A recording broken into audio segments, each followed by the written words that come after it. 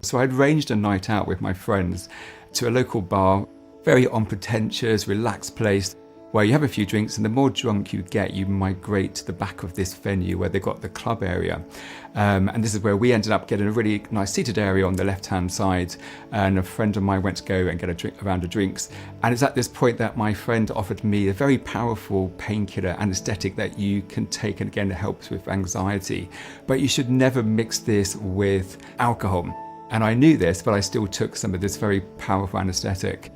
But as I inhaled this, I knew instantly something wasn't right. My peripheral vision started to darken, and I knew my blood pressure was dropping, and I collapsed very quickly. And now I wasn't aware of this because I was already passed out, but my friends had said that I quickly went into respiratory failure. Now, I was totally unaware of all of this because I was instantly transported to another realm.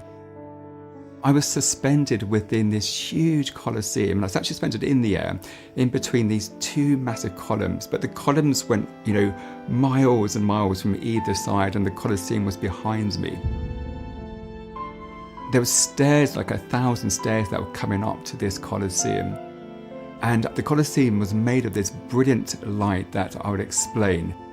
But a most important part of this suspended in the air was I had this incredible presence on my right-hand side. Now, I had no physical form at this time. I can only assume that I was this beam of energy that I felt a part of this greater light. Now, the energy that I had here on my right-hand side was very overpowering, very comforting, and I had no idea what that feel was. If I didn't have 360-degree perception, I would have just assumed that I was against one of these huge columns that I was in between. But there was nothing behind me, so I don't know if it was my higher self, a spirit guide, or part of your soul family. Now, going back to the light, the brilliant light there, the only way that I've learned to explain it is when you're in a science class and you have a prism, and you talk about refraction, the light shines through this prism. So you have the beam of light, and you have the rainbow that manifests within it. And it's that incredible mixture of this beautiful white light with colour within it. And that is what I could see, but it was a very intense bright light that just absorbs you but isn't uncomfortable to be around. I would call that the universe or God. I really think it was so immense, and that was what emitting that feeling of peace and comfort. And when you explain about the Colosseum that was there, which was made of light, but the light, it's so difficult to explain, it's frustrating. But if you think about on the earthly realm, there's the infrared and ultraviolet light, but we can just see a tiny fraction of that. And then in this realm, it must have just exploded that I had that full range. And another way that I've explained it before is a pearl within an oyster.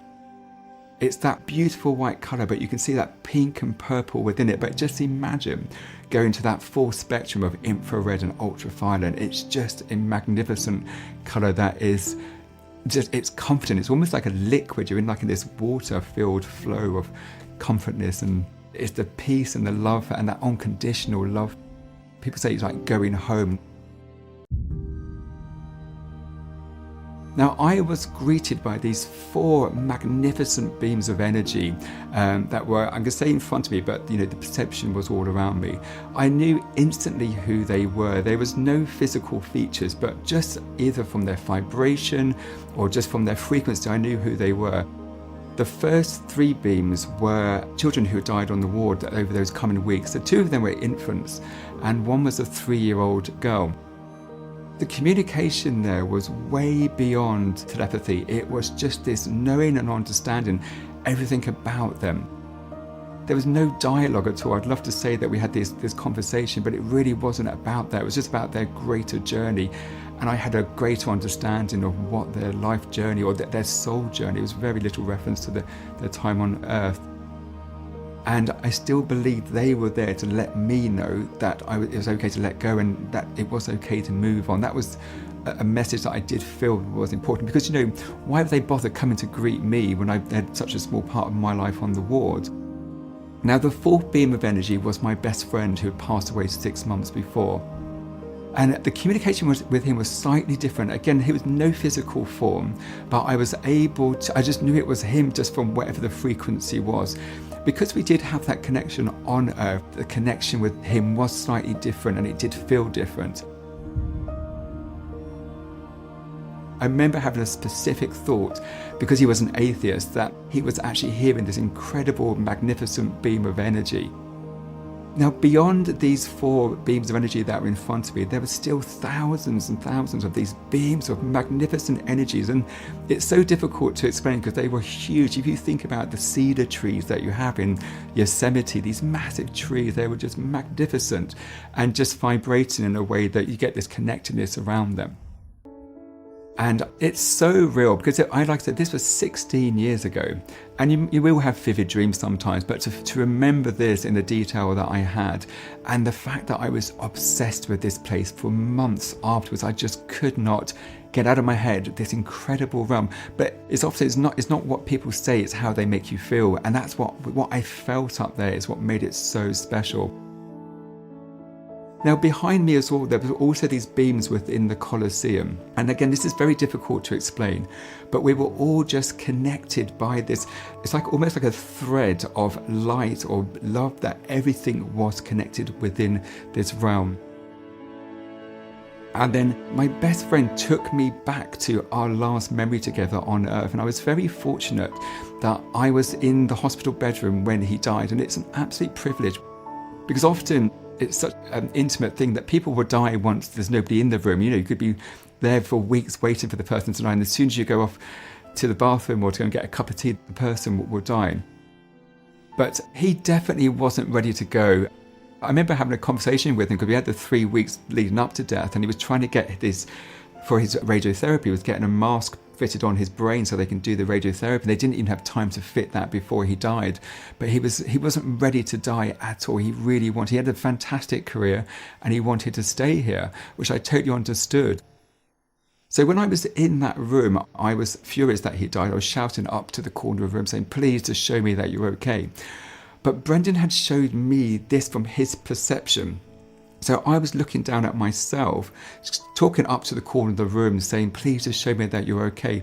But I could feel all of my emotions at that time, but I could also feel his emotions from his perception. He literally just died. So I had the feelings that he had just left his body and he was at peace instantly and ready to move on at that time. So you hear about these shared death experiences, and I think that's what I had, but it was almost from a retrospective point of view. So it was very extraordinary and confusing, but it was a very vivid memory that I was shown whilst I was up in that realm. And I'm narrating this in a way that it was in a chronological order, but it wasn't. Everything was just in one go because there's just no time up there. And that's why it's this overload of information that you think must take an eternity for the information that I gained. And it was literally, minutes or seconds that I was potentially there for. And because I had this perception of me, I was then very aware that, well, was I dead? And it didn't bother me at all that I was dead. And I had the realization that, well, how did I die? Did I die in the club? And you don't have any feeling of guilt or shame. I remember thinking this wasn't ideal. And that's when I had the thought of my family, and particularly of my parents. And I actually remember seeing my parents asleep in bed and having this vision of them. And it was that thought that catapulted me back to this earthly realm. Now, when I went to this realm, it was a flick of a switch. It was in an instant. But coming back, I remember coming through the club area and actually coming through the bar area. So my consciousness actually came through the bar in the club, and I went through it as a wooden bar. I remember seeing in the greatest detail the splinters that are in that wood, and even get a sense of what that wood used to be, which was a tree, and I had all of that feeling. Now, when I got back into the club area, there was no sound, and I was very aware that my body was on the floor, but I couldn't see my body as in the physical form. Now, it's difficult to explain, but I was aware that my consciousness would not get into that body form. My consciousness was immense. It was huge at this time, and it was just no way it was going to get back into this tiny body. This was the most traumatic part of the whole experience, because literally seconds ago, I was in this magnificent realm fully aware that I was dead, but didn't care at all.